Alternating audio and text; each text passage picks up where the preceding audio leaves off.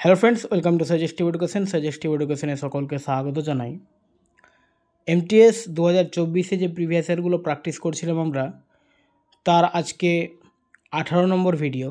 এবং এই সেটটা, এই যে পরীক্ষাটা হয়েছিল, এক্সাম ডেট হচ্ছে 11 সেপ্টেম্বর 2023 এবং এক্সাম টাইম হচ্ছে 4 PM to 6 PM, অর্থাৎ সেপ্টেম্বরের 11 তারিখে এটা পরীক্ষা হয়েছিল এবং থার্ড শিফটে। আর যারা এই প্রত্যেকটা শিফটের বাংলাতে পিডিএফগুলো নিতে চাও, তোমরা ডিসক্রিপশনে টেলিগ্রাম গ্রুপের লিঙ্ক দেওয়া রয়েছে। টেলিগ্রাম গ্রুপের নাম হচ্ছে সাজেস্টিভ এডুকেশন, সেখানে সবটা পিডিএফ পেয়ে যাবে।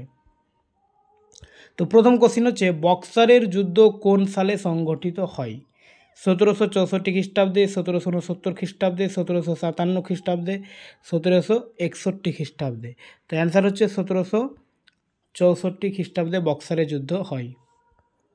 ভারতীয় সংবিধানের কোন অনুচ্ছেদে বলা হয়েছে যে রাজ্যের প্রতিটি স্মৃতিস্তম্ভ বা স্থানকে শৈল্পিক বা ঐতিহাসিক স্বার্থ রক্ষা করা উচিত? তো এই কথাটা বলা হয়েছে 49 নম্বর ধারা। 49 নম্বর ধারাটা ডিপিএসপির আন্ডারে হলো। ডিপিএসপি আর্টিকেল 36 থেকে 51 পর্যন্ত হয়, এর মধ্যে 49 রয়েছে। গান্ধী জয়ন্তী উদযাপনের জন্য ড্যাশ একটি আন্তর্জাতিক অহিংসা দিবস হিসেবে উদযাপন করে? তো গান্ধী জয়ন্তী উদযাপনের জন্য জাতিসংঘ একটি আন্তর্জাতিক অহিংসা দিবস হিসেবে উদযাপন করে। গান্ধী জয়ন্তীটাকে জাতিসংঘ আন্তর্জাতিক অহিংসা দিবস হিসেবে উদযাপন করে। আর গান্ধী জয়ন্তী আমরা জানি কখন, 2রা অক্টোবর। ওকে, তারপরে দেখো, অ্যালারমেল ভেল্লি একজন ড্যাশ নর্তকী? ভারতনাট্যম, ওড়িশি, কুচিপুড়ি, কত্থক। অ্যালারমেল ভেল্লি হচ্ছেন একজন ভারতনাট্যম নর্তকী। তিনি ভারতনাট্যম নৃত্যের সঙ্গে যুক্ত। ভারতনাট্যম নৃত্যটা কোথাকার সেটা তোমরা কমেন্টে বলবে, এর আগে অনেক শিফটে আমরা আলোচনা করেছি। নিচের কোনটি ভারতে একটি ক্ষুদ্র ঋণ প্রতিষ্ঠানের অর্থাৎ এমএফআইয়ের উদাহরণ? তো ক্ষুদ্র ঋণ প্রতিষ্ঠানের উদাহরণ হচ্ছে এখানে বন্ধন ব্যাংক। বন্ধন ব্যাংক ক্ষুদ্র ঋণগুলো দেয়। নিচের কোনটি মহাত্মা গান্ধীর আত্মজীবনী? এর আগে শিফটে আমরা পড়েছিলাম, কোশ্চেনটা শুধু একটু ঘুরিয়ে দিয়েছে। তো মহাত্মা গান্ধীর আত্মজীবনী হচ্ছে the story of my experiments with truth, যেটা ইংলিশে ট্রান্সলেট করেছেন মহাদেব দেশাই। মহাদেব দেশাই ইংলিশে ট্রান্সলেট করেছে। অরিজিনালি এটা গুজরাটি ভাষায় লেখা। নিচের কোনটি গ্রাম প্রতিরক্ষা গার্ড প্রকল্পের সূচনা করেছে আত্মরক্ষার বোধ জাগিয়ে তোলার জন্য এবং গ্রাম এবং গ্রামগুলির আশেপাশে অবকাঠামোগত স্থাপনাগুলির নিরাপত্তা নিশ্চিত করার জন্য? তো এখানে যে গ্রাম প্রতিরক্ষা গার্ড প্রকল্পের সূচনা বলা হয়েছে, এটা হয়েছে জম্মু কাশ্মীর। শিরপুর মন্দির নিচের কোন রাজ্যে অবস্থিত? শিরপুর মন্দির হচ্ছে ছত্তিশগড়ে অবস্থিত। নিম্নলিখিত কারণগুলির মধ্যে কোনটি ভারতের জলবায়ুকে প্রভাবিত করে না? অপশন রয়েছে অ্যালটিটিউড, লঙ্গিটিউড, ল্যাটিটিউড, উইন্ডস অর্থাৎ বাতাস। তো এখানে অ্যালটিটিউড, ল্যাটিটিউড, উইন্ডস এগুলো সবই ভারতের জলবায়ুকে প্রভাবিত করে, কিন্তু লঙ্গিটিউডের কোনো এখানে কোনো কারণ নেই আর কি, ভারতের জলবায়ুকে প্রভাবিত করছে না লঙ্গিটিউড। রাসায়নিক শিল্পে কাঁচামাল হিসেবে ব্যাপকভাবে ব্যবহৃত ক্যালসিয়াম হাইড্রোক্সাইডের স্যাচুরেটেড দ্রবণের সাধারণ নাম কি? তো এটাকে সিলেক্ট লাইম বলা হয়।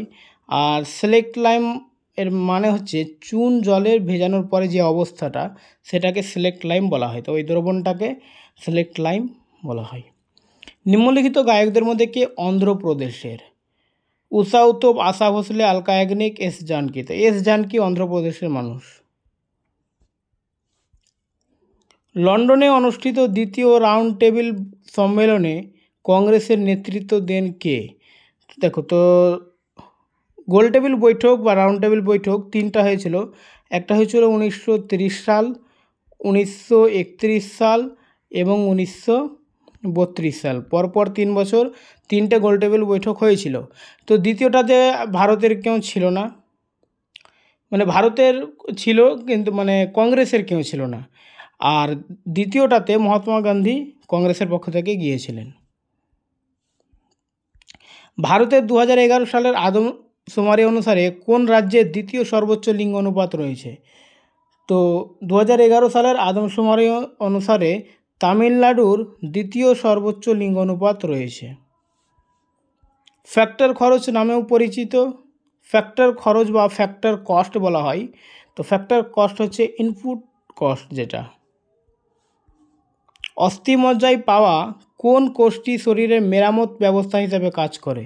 তো স্টেম সেল শরীরের মেরামত ব্যবস্থা হিসেবে কাজ করে। নিচের কোনটি রাজস্থানের একটি বিখ্যাত লোকনৃত্য? কালবেলিয়া হচ্ছে রাজস্থানের একটা লোকনৃত্য। যাত্রাপালা হচ্ছে ওয়েস্ট বেঙ্গলের। ভারতের লোকসভার জন্য প্রথম সাধারণ নির্বাচন কবে অনুষ্ঠিত হয়? তো ভারতে প্রথম লোকসভা নির্বাচন বা সাধারণ নির্বাচন হয় 1951 সাল বা 1951-52-তে।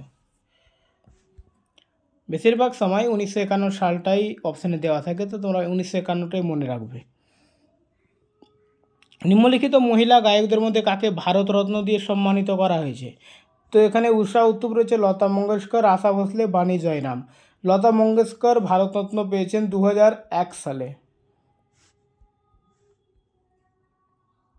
তো এখানে অ্যান্সার হবে লতা মঙ্গেশকর। ভারতের নিচের কোন রাজ্যে দক্ষিণ পশ্চিম মৌসুমি বায়ু থেকে প্রথম বৃষ্টিপাত হয়? আচ্ছা, দক্ষিণ পশ্চিম মৌসুমি বায়ু। তো এখানে আমরা যদি এটা ভারতের ম্যাপটাকে এইভাবে ধরি, তো এটা হচ্ছে পশ্চিম আর এটা হচ্ছে দক্ষিণ, অর্থাৎ দক্ষিণ পশ্চিম মৌসুমি বায়ু। তাহলে এটা আমি দ লিখেছি, ওখানে ডাব্লু লিখে দিয়েছি। আচ্ছা থাকুক, বোঝা গেলেই হলো। তো এটা হচ্ছে পশ্চিম, এটা হচ্ছে দক্ষিণ। তো এবার দক্ষিণ পশ্চিম মানে এদিক থেকে বায়ুটা আসবে, দক্ষিণ পশ্চিম মৌসুমি বায়ু। তাহলে প্রথমে কেরালায় ঢুকছে, অর্থাৎ কেরালায় প্রথম বৃষ্টিপাত ঘটাবে। নিচের মধ্যে কোন নর্তকী প্রথম রাজ্যসভার সদস্য হয়েছেন? তো এখানে রয়েছে রুক্মিণী দেবী অরুণ্ডল, কমলা কুমারী, সীতারা দেবী, মৃণালী সারাভাই। রুক্মিণী দেবী অরুণ্ডল প্রথম তিনি রাজ্যসভার সদস্য হয়েছিলেন। রাজ্যসভার সদস্য হিসেবে 12 জনকে মানে রাষ্ট্রপতি মনোনীত করতে পারেন, যারা নির্বাচন থেকে আসবে না, রাষ্ট্রপতির নিজের মতো করে ঢোকাতে পারবেন। মানে বিভিন্ন সাহিত্য, তারপরে ডান্স, তারপরে আর্ট, এগুলো ক্ষেত্র থেকে নিতে পারেন। তো এখানকার মধ্যে নর্তকী ইনি রুক্মিণী দেবী অরুণ্ডল, ইনাকে প্রথম রাজ্যসভার সদস্য হিসাবে নির্বাচিত করেছিলেন। নিচের কোনটি মুন্সি প্রেমচাঁদের লেখা? গুনাহ কা দেবতা, কিতনে পাকিস্তান, রাগ দরবারি, গোদান। তো গোদান হচ্ছে মুন্সি প্রেমচাঁদের লেখা। ভারত অস্ট্রেলিয়ার বিরুদ্ধে 2023 বিশ্ব টেস্ট চ্যাম্পিয়নশিপের ফাইনালে খেলেছে। ম্যাচটি কোথায় প্রচারিত হয়েছিল? তো অস্ট্রেলিয়ার বিরুদ্ধে ভারত খেলেছিল 2023 বিশ্ব টেস্ট চ্যাম্পিয়নশিপ। এটা হয়েছিল লন্ডনে। ডি গুকেশ 2023 সালের মার্চ মাসে বর্ষসেরা খেলোয়াড়ের পুরস্কার লাভ করেন। তিনি কোন খেলায় খেলেন? তো ডি গুকেশ দাবা খেলার সঙ্গে যুক্ত। বস্ত্র মন্ত্রকের 2022-23 অনুসারে কোন রাজ্য তুলা উৎপাদনকারী দ্বিতীয় বৃহত্তম? তো তুলা উৎপাদন করে দ্বিতীয় বৃহত্তম, যেটা হচ্ছে মহারাষ্ট্র। নিচের কোন রাজ্যে 2023 ইন্টারকন্টিনেন্টাল কাপ ফুটবল চ্যাম্পিয়নশিপের ফাইনাল অনুষ্ঠিত হয়েছিল? তো এটা হয়েছিল ওড়িশায়। ওকে।